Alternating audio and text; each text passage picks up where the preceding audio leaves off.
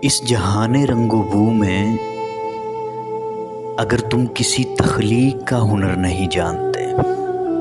تو تم ضرور کسی تخلیق کے ماتحت ہو۔ اگر تم خود کردار نہیں تو کسی کردار کی چھاپ ہو۔ میں تقلید کا نہیں، اندھی تقلید کا منکر ہوں۔ غور کرو کہ اگر دو جہانوں عقل و خرد اور جنون کا تخلیق کار اگر اپنی ستائش چاہتا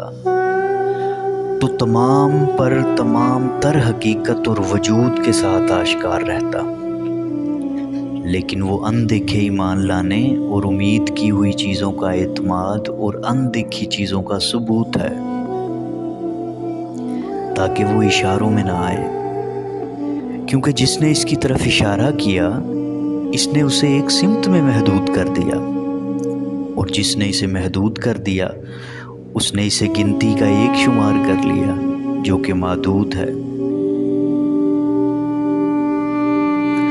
خدا بلا شبہ سپیریئر ہے، عظیم ہے، لیکن اس خدا سے کیا واسطہ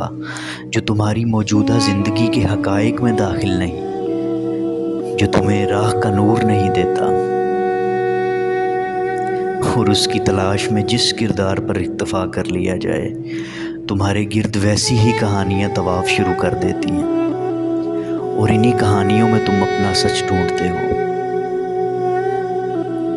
میں ان پیڑوں سے مخاطب نہیں جن کی بنیاد خانقاہوں، مسجدوں، مندروں یا کلیساؤں کی دھول ہے، اور جن کی بلند پایہ شاخوں پر صرف وہ پرندے قیام کرتے ہیں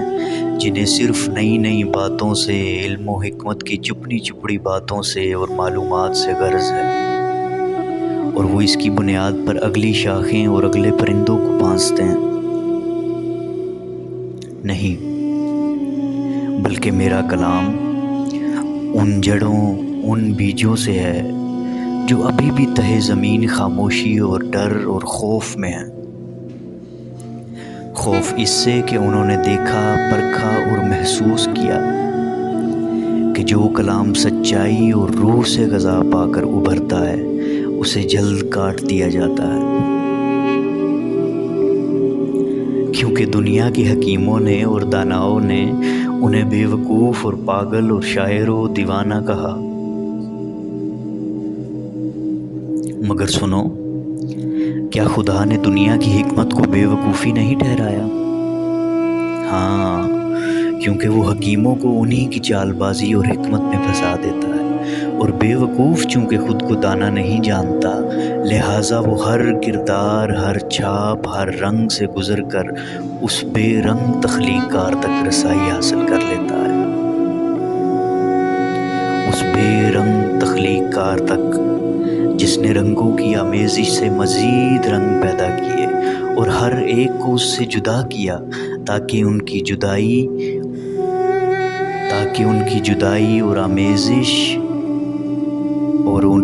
اس کی یکتائی کا پتہ دیں۔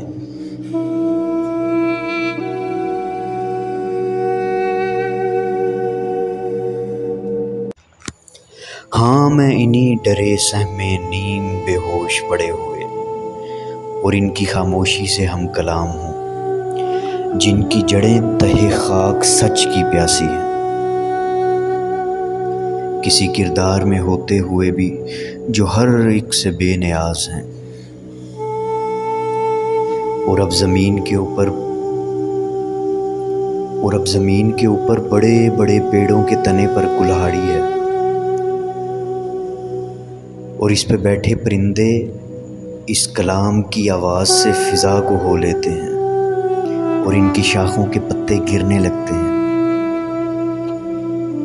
کیونکہ جو کوئی خود سے کچھ کہتا ہے وہ اپنی بڑائی چاہتا ہے، مگر جو سچائی اور روح سے کہتا ہے وہ درختوں کی جڑوں اور بنیادوں پر کلہاڑا رکھتا ہے، کیونکہ جو کوئی اتنی وسعت رکھتے ہوئے بھی جڑ سے ربط میں نہ ہو وہ کیا پھل دے گا؟ جو بھیڑ کسی چرواہے کی حضوری میں ہی نہ ہو اس بھیڑ کا کیا انجام ہوگا؟ اور جو خود شناسی سے پھل نہیں لاتا وہ درخت کاٹا اور آگ میں ڈالا جاتا ہے، کیونکہ اس کی اصلیت ہی سوائے ایندھن کے کچھ نہیں۔ میں دوبارہ کہتا ہوں، جس کردار پر اکتفا کر لیا جائے ویسی ہی کہانیاں تمہارا طواف شروع کر دیں گی۔ اب تم پہ منحصر ہے کہ تمہارا لباس تمہارے گلے کا طوق ہے یا آزادی۔ تمہاری تنہائی تمہیں کس طرف دھکیلتی ہے،